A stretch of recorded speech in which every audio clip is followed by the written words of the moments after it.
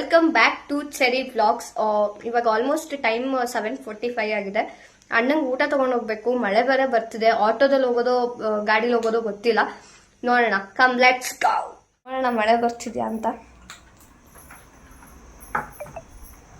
ಮಳೆ ಏನು ಬರ್ತಿಲ್ಲ, ಬಟ್ ಗಾಳಿ ಇದೆ. ನೋಡೋಣ ಅಮ್ಮ ಏನಂತಾರೆ ಹಂಗೆ.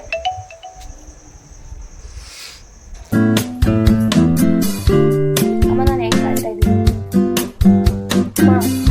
ನಾನು ಹೆಂಗೆ ಕಾಣ್ತಿದ್ದೀನಮ್ಮ? ಹೆಂಗೆ ಕಾಣ್ತಿದ್ಯಾ ಅಂತ ಹೇಳಕ್ಕೂ ಆಗದೆ ಇರೋ ಥರ ಕಾಣ್ತಿದ್ದೀನಿ. ಅಷ್ಟೊಂದು ಚೆನ್ನಾಗಿ ಕಾಣ್ತಿದ್ದೀನ?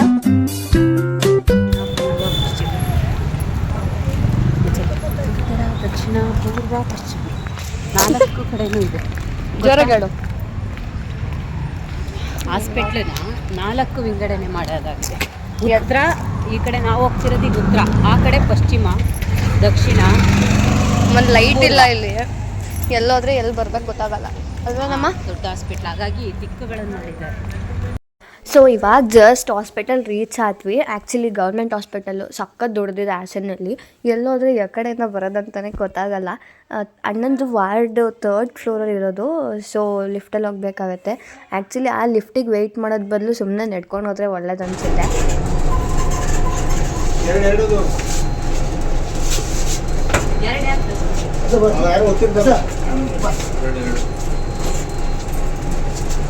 ನೋಡಿ ಇಲ್ಲಿ ಪೇಷಂಟೇ ನಮ್ಮನ್ನು ಕೂರಿಸ್ಬಿಟ್ಟು ನಮ್ಮ ಸೇವೆ ಮಾಡ್ತಿದ್ದಾರೆ.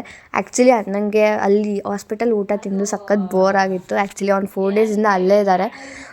ಸೊ ರೋಟಿ ಮತ್ತು ಟೊಮ್ಯಾಟೊ ಕರಿ ತೊಗೊಂಡು ಹೋಗಿದ್ವಿ. ಅದನ್ನು ಜಾಸ್ತಿ ತಿನ್ನಲಿಲ್ಲ ಅವನು, ತಿನ್ನೋಕ್ಕಾಗಿಲ್ಲ ಅಂತ.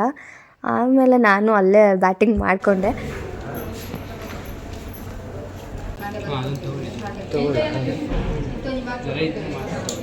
ಜ್ವರ ಏನಿಲ್ಲ ಅಂದರೆ ಒಂಥರ ಚಿಮಿಸ್ಲಿರಂಗ ಕೇಳಿದವರು ಜಾಸ್ತಿ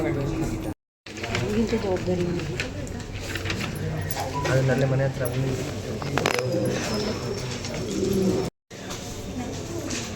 ಕಮ್ಮಿ ಐತೆ, ಜಾಸ್ತಿ ಐತೆ.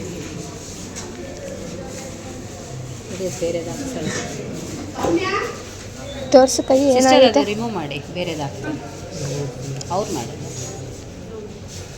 ಕಣಮ್ಮ. ಇಲ್ಲಿ ನೋಡಮ್ಮ, ಇಲ್ಲಿ ಕಲ್ಲಾಗೈತೆ. ಬೆಳಗ್ಗೆಲ್ಲ ತೆಗೆಸಿದ್ರೆ ಇನ್ನೋವು ಯಾಕಿತ್ತು? ಆ ಕಡೆ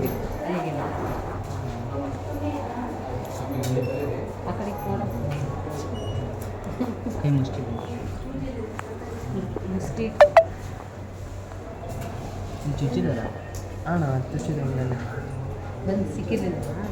ಅಲ್ಲ, ಚುಚ್ಚಿದ್ರು, ಏನು ಹಾಕಿಲ್ಲ ಅಂತ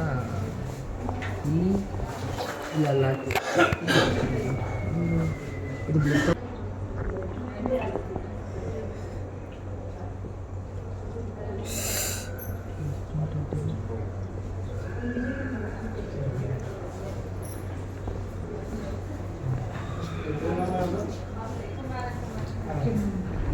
ಆ್ಯಕ್ಚುಲಿ ಅದು ನರ ಸಿಗ್ತಿರ್ಲಿಲ್ಲ. ಸೊ ಒಂದು ಕೈಗೆ ಚುಚ್ಚಿಬಿಟ್ಟು ಮತ್ತೆ ತೆಗೆದ್ರಂತೆ. ನಾನು ಒಂದು ಕೈಗೆ ಚುಚ್ಚಾಗಲೇ ಫುಲ್ ತಲೆ ಸುತ್ತ ಬಂದು ಬಿದ್ದೋಗ್ಬಿಟ್ಟಿದೆ.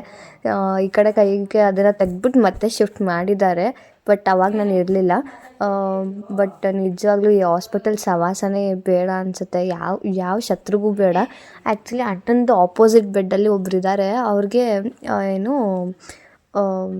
ಬ್ರೈನ್ ಫೀವರ್ ಇದೆ. ಸೊ ಬ್ರೈನ್ನ ತೆಗೆದ್ಬಿಟ್ಟು ಹೊಟ್ಟೆ ಒಳಗಿಟ್ಟು ಅದನ್ನು ಸ್ಟಿಚ್ ಮಾಡಿದ್ದಾರೆ. ಸೊ 1 ವೀಕ್ ಆದಮೇಲೆ ಮತ್ತೆ ಅದನ್ನು ಬ್ರೈನ್ ಒಳಗೆ ಅಂದರೆ ತಲೆಗೆ ಹಾಕ್ತಾರಂತೆ ಬ್ರೈನ್ನ. ಎಷ್ಟು ವಿಚಿತ್ರ ಅನಿಸ್ತು ನಿಜವಾಗ್ಲೂ. ಗ್ರೇಟ್ ಅವರು.